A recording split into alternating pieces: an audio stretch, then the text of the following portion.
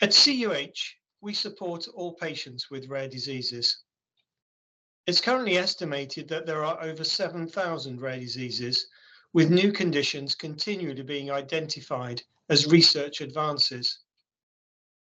Whilst rare conditions are rare, collectively they are very common, with 1 in 17 people being affected by a rare disease at some point in their lifetime. It is therefore vital that we at Cambridge University Hospitals and the NHS as a whole provide this large and diverse patient population with the best possible care. Today, I'm very pleased to be able to introduce Dr. Lucy Mackay, who's the Chief Executive Officer for Medics for Rare Diseases, to discuss how clinicians in any patient-facing hospital service can be more prepared when they are presented with a patient with a rare disease. And joining her in conversation will be Claire Stacey, who's a representative from our own outpatient experience group here at CUH. With over 7,000 rare diseases, we appreciate that it's not feasible for health professionals to have knowledge of all of them. But as 1 in 17 people will experience a rare disease in their lifetime, health professionals will likely come into contact with rare disease patients.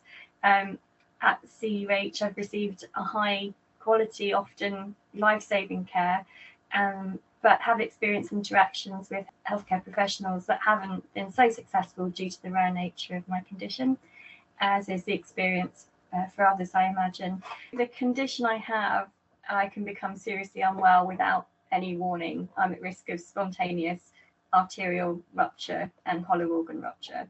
And usually that happens out of hours, when there aren't any specialists that you referred to about. People living with rare diseases, their conditions might be really different from each other, but they often have similar common challenges, not only because there are a lot of rare conditions that come under certain specialties or impact certain body systems, but also because of the rarity itself and the challenges that when you've got a low prevalence condition, what this means when people are trying to create NHS services for you.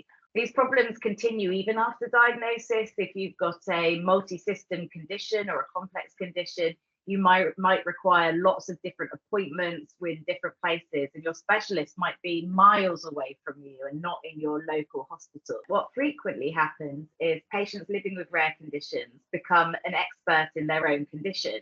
But the difference between rare and common conditions is when you live with a rare condition, the healthcare professionals that you are talking to and seeing may never have seen anyone else with that condition. I think this is where the element of partnership comes into this, in that I feel as a patient that I have a responsibility to make sure I'm prepared, that I bring information with me, and following the experiences I've had where there have been challenges about understanding what's going on, I've looked at the information I carry and how I advocate for myself, and I've looked at trying to improve that. And I think when you live with a rare disease, that that does fall to you to have to do that, whether you're the relative of somebody or whether you're the patient, because I understand as a rare disease patient that when I present suddenly at A&E or in hospital and they don't know much about me, they're not my normal care team, that it's likely they won't have met somebody with my condition, and that will pose challenges to them.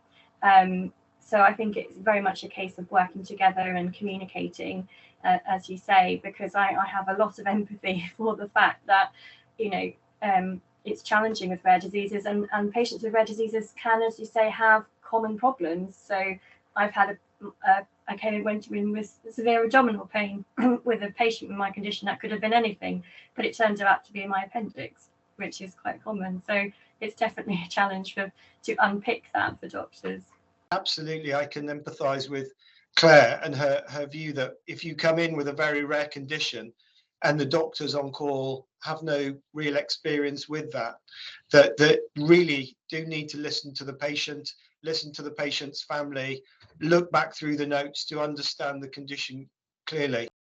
And I definitely think that having experienced doctors saying to me that they don't know what's going on, or they want to get a second opinion, I've never seen that as a weakness in their as who they are as clinicians. I see that as a strength, that they're acknowledging the boundaries of their knowledge, And when you're dealing with a rare disease patient, it would be understandable that you'd want a second opinion from a senior doctor, or you'd go elsewhere for information.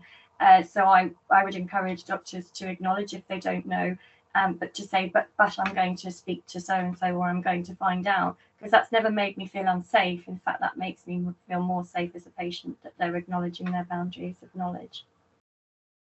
And just to reinforce that, with over 7,000 rare conditions, nobody can be an expert in all of them.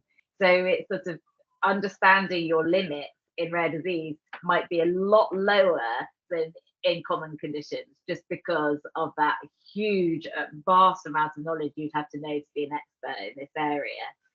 Something we liken it to at Medics for Rare Diseases is that if you think about the term cancer, it's actually it's a large number of conditions.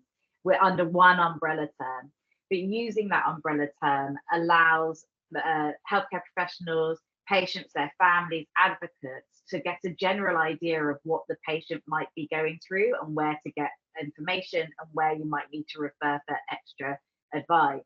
And my wish coming up to Rare Disease Day 2023 is that everyone at CUH would be able to think, okay, someone is presenting with a rare disease, and therefore I understand the extra special challenges they might face in their life and during healthcare because of a rare disease. For me, the important things as a rare disease patient when I meet professionals is that they listen to what I'm telling them, my concerns, that they read the information I bring with me, which I have ready prepared now, having had a lot of complications, and that they involve me in what they're thinking about what's going on, in any decisions around care, because the management of my condition and other rare disease conditions can be quite complicated. And it's important to me that I feel that they believe me when I tell them about concerns, because it makes me feel very unsafe when they don't. And it's an important part of building trust with that professional, that I feel that they believe me and they take seriously the concerns I'm raising. I think what you've described is very powerfully one of the basic tenets of medicine is communication skills, and the skill of taking a good history and listening to your patient, and to listen to your patient's relatives, because they will often know best. And so I think your three messages there of listening to the patient, believing the patient, and involving the patient in aspects of their care is very powerful lesson for all doctors and all staff working across the healthcare sector to take forward.